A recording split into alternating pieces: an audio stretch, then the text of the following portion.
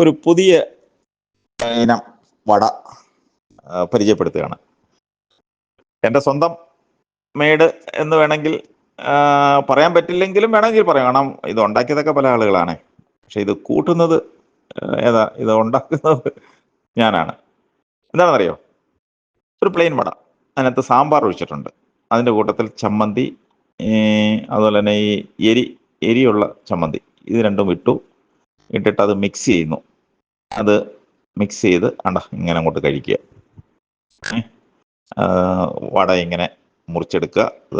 അത് സ്പൂൺ കൊണ്ട് മാത്രമേ കഴിയാവൂ. ഇത് കൈകൊണ്ട് തുടരുത്. സ്പൂൺ കൊണ്ട് ഇങ്ങനെ എടുത്ത് അത് മിക്സ് ചെയ്ത് ഇങ്ങനെ അങ്ങോട്ട് കഴിക്കുക. എന്ത് നല്ല രുചി! എന്തൊക്കെയാണെന്ന് മനസ്സിലായോ? അത് ഇങ്ങനെ വട മുറിച്ചിട്ട് ഈ സാമ്പാറും ചമ്മന്തിയും അതുപോലെ തന്നെ എരിച്ചമ്മന്തിയും എല്ലാം കൂടെ മിക്സ് ചെയ്ത് അതിനകത്തോട്ട് കോരി ഒഴിച്ച് ഇങ്ങനെ ഒഴിച്ച്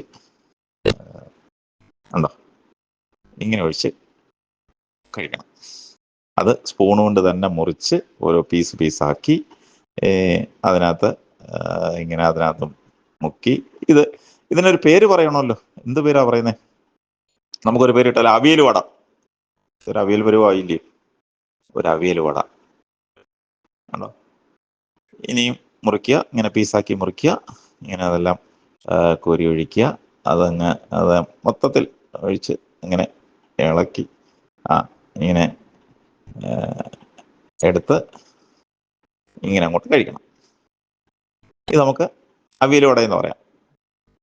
ഇതൊരു അവിയൽ പരുവായില്ലേ?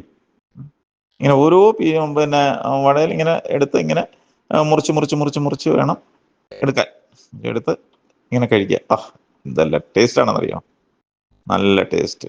വീണ്ടും മുറിക്കുന്നു, ഇങ്ങനെ വീണ്ടും ഇടുന്നു, അതിങ്ങനെ എടുത്ത് ഇങ്ങനെ കഴിക്കുന്നു. കൊള്ളാം അല്ലേ? നിങ്ങൾക്ക് വേണമെങ്കിൽ ഒന്ന് പരീക്ഷിക്കാം. ഒന്ന് പരീക്ഷിച്ച് നോക്ക്. ഇത് എൻ്റെ ഓഫീസിനടുത്തുള്ള ഒരു പോറ്റി ഹോട്ടലിലാണ്. ആ പോറ്റി ഹോട്ടലിൽ വൈകിട്ട് വന്ന് ഒരു ചായ കുടിക്കാൻ കയറിയതാ. ഒരു വട വരുത്തി. അപ്പം വടയുടെ കൂട്ടത്തിൽ കിട്ടിയ സാമ്പാറും ചമ്മന്തിയും എല്ലാം കൂടെ കോരി ഒഴിച്ചു, അവിയൽ പരുവാക്കി ഇങ്ങനെ കഴിക്കുന്നു. നിങ്ങൾ ഒന്ന് പരീക്ഷിച്ച് നോക്കി. ആർക്കും പരീക്ഷിക്കാം, എപ്പോൾ വേണേലും പരീക്ഷിക്കാം. ഇതിന് സമയമൊന്നുമില്ല കേട്ടോ. എപ്പോൾ വേണേലും കഴിക്കാം. ഞാനിപ്പോൾ വൈകിട്ട് കഴിച്ചതേ ഉള്ളൂ. ഇത് രാവിലെയോ വൈകിട്ടോ ഏത് സമയത്തും കഴിക്കാം. രാത്രിയിലോ ഏത് സമയത്തും കഴിക്കാം.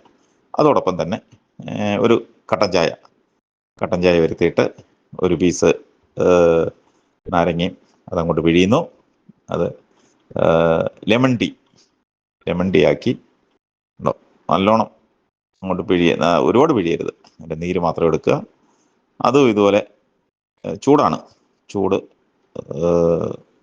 ആറ്റിയിട്ട് ഇങ്ങനെ എടുത്ത് അതും കുടിക്കുക.